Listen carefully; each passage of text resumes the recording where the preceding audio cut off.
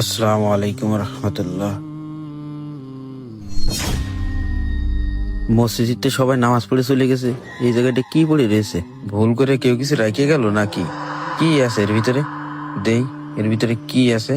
ভালো ওজন মনে হচ্ছে। কি এর ভিতরে? ওরে, এ তো দেখি টাকা। হাই আল্লাহ, তাই তো, এক বান্ডিল টাকা। এতগুলো টাকা মসজিদের ভিতরে? সব তো আসল টাকা। কার হতে পারে টাকাটা? এখন এই টাকা আমি কি করব? ইমাম সাহেবও তো নেই, মসজিদে কেউ নেই। এই টাকাটা তালি ওই ভাইয়ের নাকি?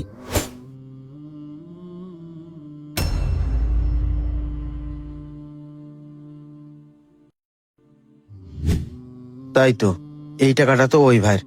নামাজ পড়ার সময় ওই ভাই জায়গায় রেখেছে। মসজিদেও তো কেউ নেই, একদমই ফাঁকা। এখন আমি এই টাকাটা কি করব? ইমাম সাহেবের কাছে কি দিয়ে যাব? না, মসজিদে তো কেউ নেই, কেউ তো দেখিনি, আমি পাইছি। টাকাটা আমি নিয়ে যাই। আবার ইমাম সাহেব চলে আসতে পারে। ইমাম সাহেব আসার আগে টাকাটা নিয়ে মসজিদে চলে যেতে হবে। বেশি সময় থাকা যাবে না। এই তো, এইবার হয়েছে, এই সুযোগে চলে যাই। কেউ নেই।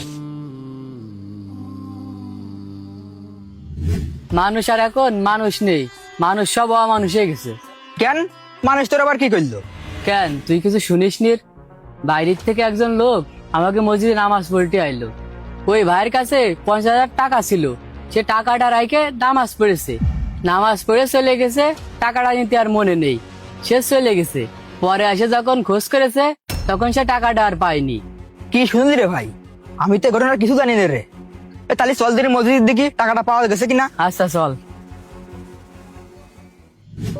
ভাই, তাহলে আপনি কন, মসজিদটা যদি এই ভালি চুরি হয়, তাহলে আজ টাকাটা বাদে দিলাম, সোদ তাহলে এই নামাজ পড়তে আসতেছে।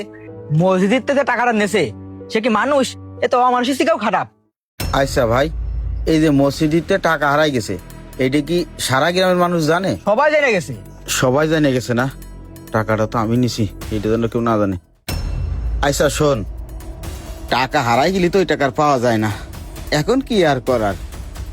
এখন ওই ভাই নসিবে এটা ছিল, ওই ভাইয়ের সাথে এটা ঘটেছে।